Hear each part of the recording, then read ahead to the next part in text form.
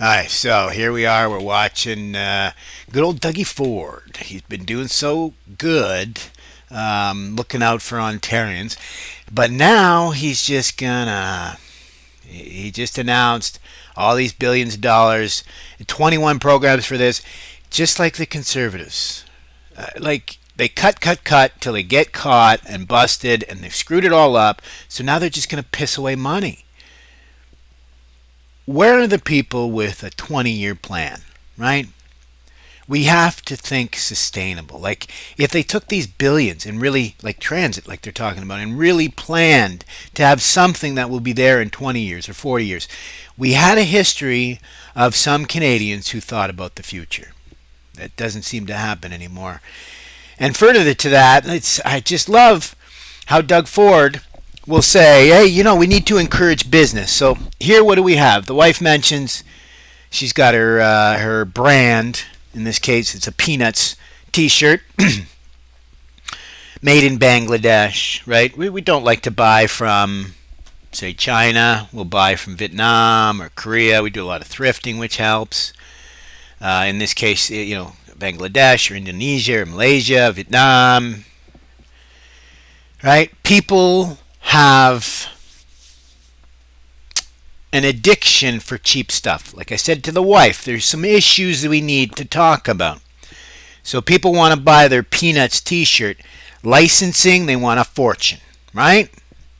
So right away, that's making it more expensive. So where do they cut their costs? They go make it somewhere super cheap. We're okay with that because we want a $10 T-shirt, right?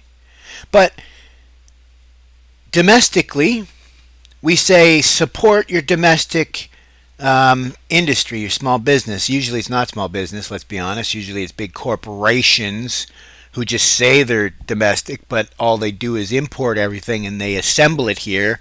And they're somehow allowed, somehow because of lobbyists, they're allowed to say made in Canada because it was assembled here. Same in America, right?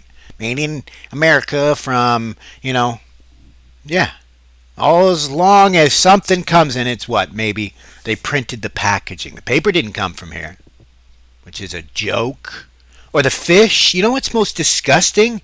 Is in Canada, you can buy nationally a large brand of frozen fish.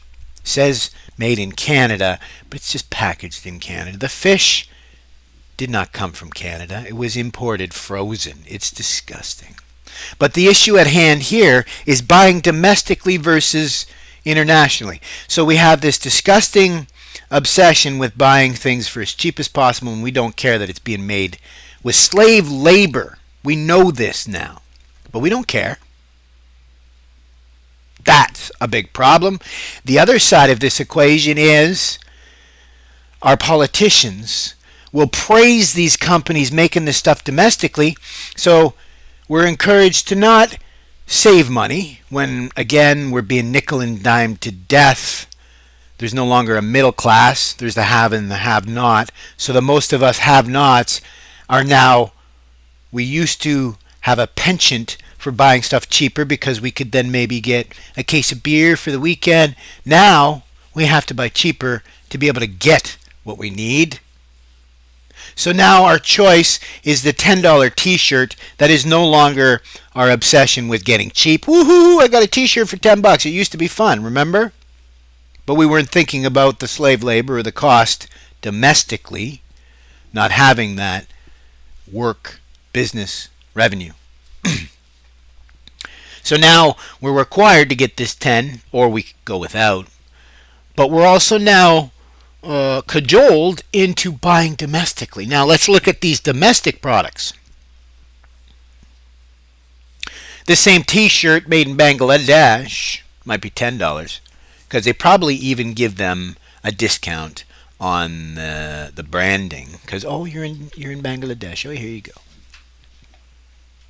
But domestically, that same T-shirt probably going to charge 2 or 3 times as much for the licensing, which I can tell you is already known. A company like Apple charges significantly less for the exact same phone in different markets.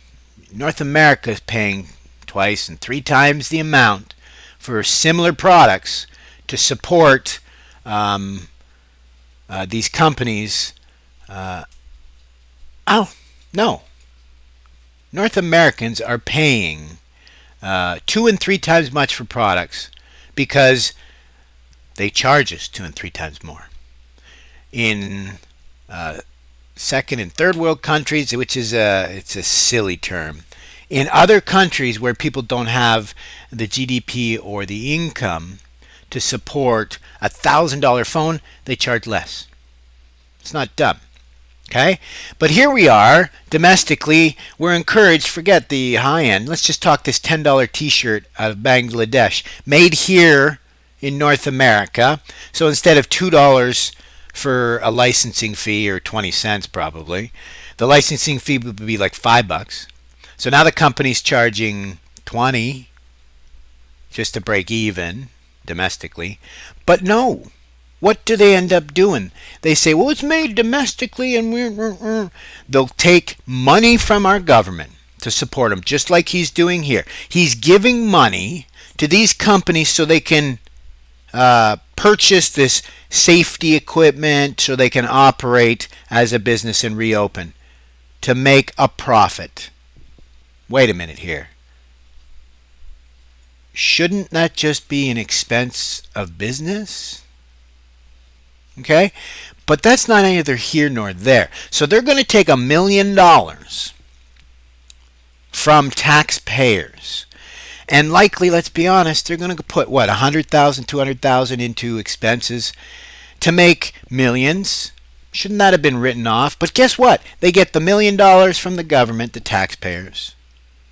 They're going to use that to put towards the expenses, which I understand, right? They haven't had business for a while. But once they become profitable, when is the taxpayer going to get that money back? Right? They're going to write off the expenses and say, oh my God, it costs us so much more to operate because of COVID. Always forgetting that they're operating to make a profit. Right? They're not operating to benefit the Canadian, because that same $10 t-shirt in Canada is going to be $70 or $80, not because they're paying their employees $25 or $30 an hour so that they can raise all boats. No, they're paying them, remember, minimum wage. Remember what that is. It is the legal minimum, the absolute least a company is allowed to pay a human being. And yet, we can find every day and everywhere where these companies are paying the legal minimum. That's how much they care about Canadians, their employees, and being sustainable. And by proxy, that's how much we care about Canadians, our economy, our sustainability, and supporting these types of companies like Magna International that took millions upon millions of dollars from the government, pay their employees the bare minimum. Sure, it's not the minimum wage, but just like the contracted out garbage company here in our town, they tried for years to pay people the bare minimum wage. They couldn't get anybody, so they were forced. Did they say, oh, geez, we just realized we can't pay them the bare minimum because they won't work because it's a horrible job.